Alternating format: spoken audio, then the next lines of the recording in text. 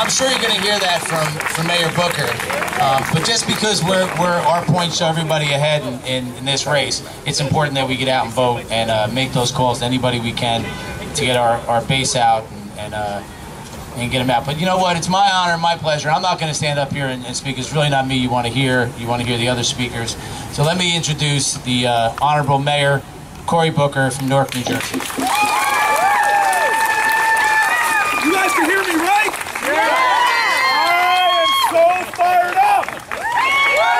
And I'm not just fired up because of President Barack Obama. Now, he is firing me up.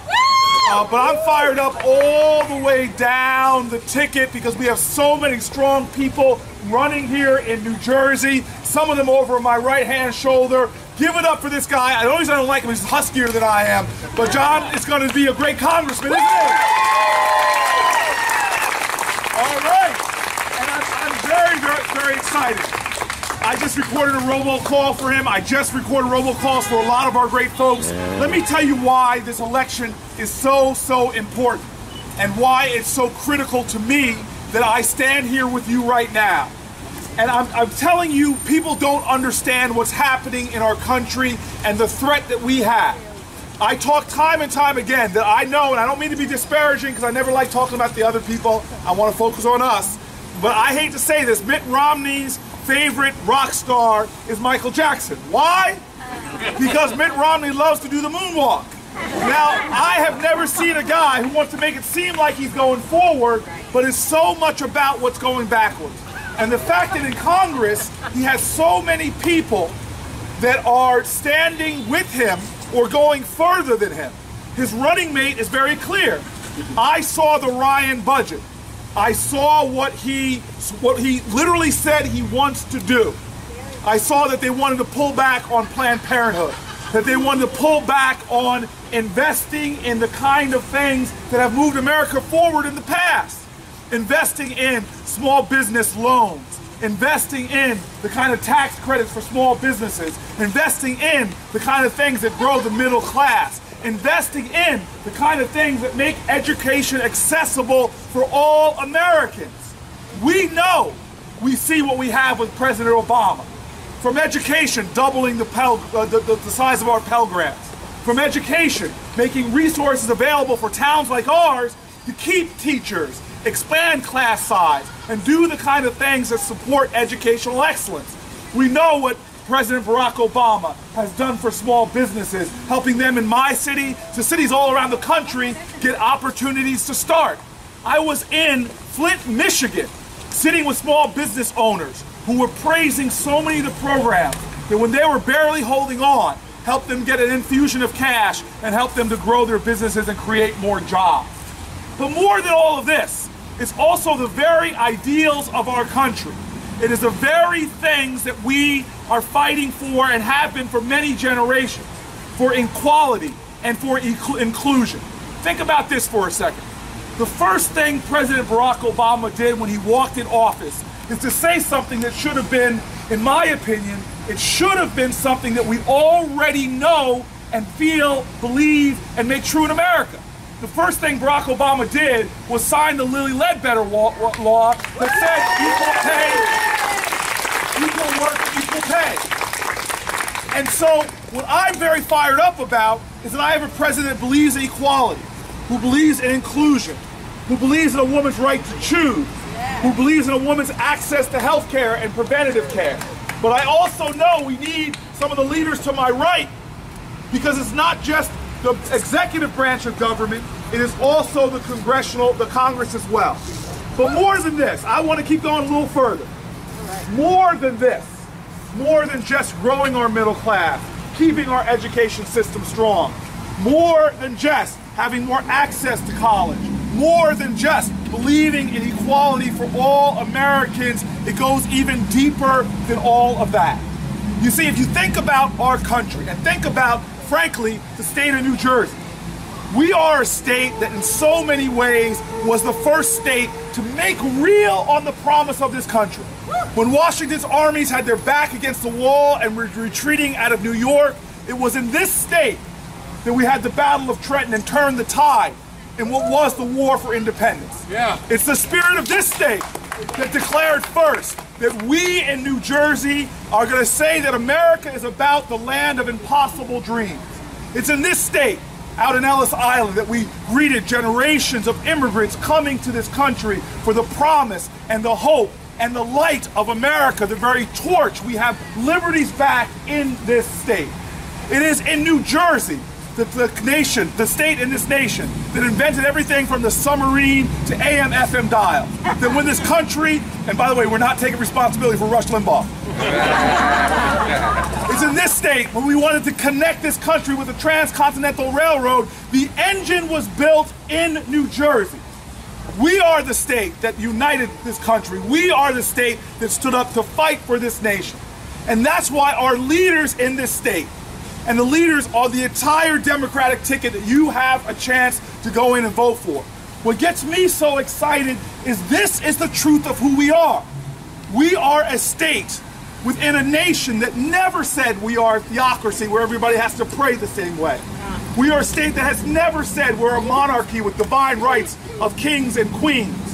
We are a state that never said that we all have to come from the same race or ethnic background. We are the state that put forth into this globe and forth into this world. We said that we are a nation of values, ideals, and principles, declaring the inalienable rights of human beings, no matter whether you're born poor or born rich, born black or born white. We are a nation that stood up and said we believe in the value of every single human. And this is why I get excited right now, because what makes this democracy strong is not a group of individuals, and it's even not the great elected officials that we're fighting for right now. We are a state and a nation that said loudly, resoundingly, with a clarion call to the world that the power of the people is always greater than the people in power. Every tradition in this nation has said that spirit. From the African parable, it says if you want to go fast, go alone. But if you want to go far, go together. We are the state that, like the great Jewish leader once said, Jews together are strong, but Jews with other people are invincible. That is the invincible spirit of America. And we are the nation that knows that ultimately injustice anywhere is a threat to justice everywhere.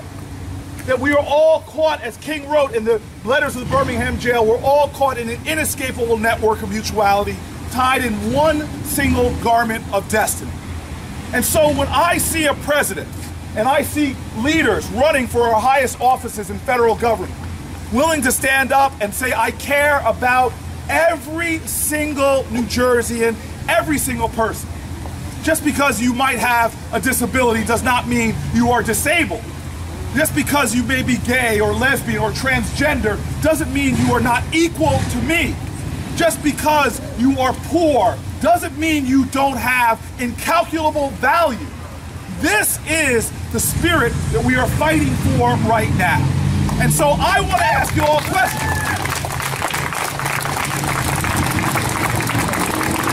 I just want to ask you all a few questions. Are you all ready to make some change again? Hell yeah! Oh, but don't answer so quick. Because remember what Martin Luther King said. Change does not just roll in on the wheels of inevitability. It must be carried on the backs of soldiers willing to fight for it. So I have another question. Are you all ready for some great leadership? Yeah. Oh, don't answer so quickly. Because remember what Barack Obama said. We are the leaders that we've been looking for, each and every one of us. So let me ask you another question. Are you ready to pray maybe for a little change? Oh, don't answer so quickly. Because remember what Frederick Douglass said. I prayed for years for my freedom and I was still a slave. It wasn't until I prayed with my hands and I prayed with my feet that I found my freedom. You see, at the end of the day, it's only up to us what happens in this election. And I'm going to end with this story I've been saying all over New Jersey today. I just got to be real with you all. I went to go vote last year, and 4 years ago, excuse me, and there was a line around the polling place. Now, I know you all are so nice in this great town. I love this community right here. But I want to tell you why I like being the mayor of Newark. Because people keep it real. And they're not nice all the time. They tell you what you want, and maybe you don't want to hear it. So I know you all greet your public leaders down here on polling day. You're all nice and say, oh, it's good to see you, Mayor. Good to see you, Congressman. Upendra, great to see you. I know you all say that, but me, I walk up to vote 4 years ago, long line around the polling place. It was a glorious day, historic day. I walk up to vote, and this is how they treat the mayor of Newark. The one on the end of the line turns around and says, don't you think you're cutting in this line now? I don't care who you are. You're not cutting in this line. I get on the phone with my staff. They're yelling at me, where are you? I said, you don't think I'm cutting in line, do you? I'm waiting just like everybody else. It was an amazing thing to see. But 1 year later, we had a gubernatorial election. Y'all remember that, right? Yeah. Some of y'all trying to forget it. I go to vote and nobody is there. Nobody is there. We lost that election by maybe 100,000 votes.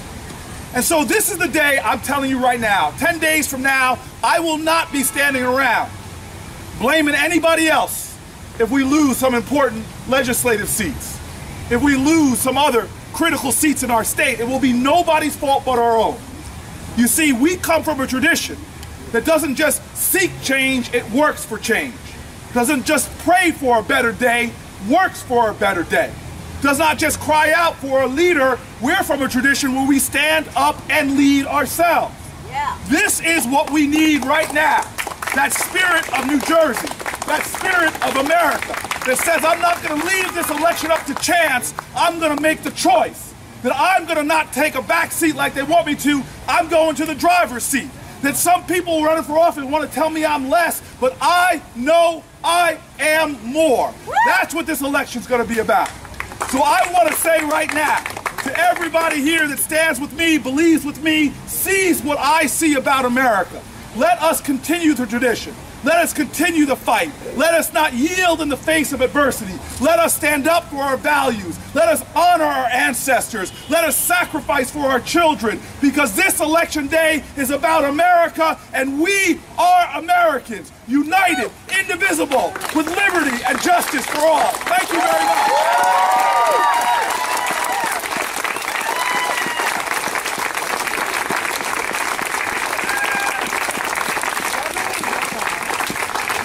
Thanks, Cory. I appreciate your support. Thank you. Thank you, Cory. Thank you.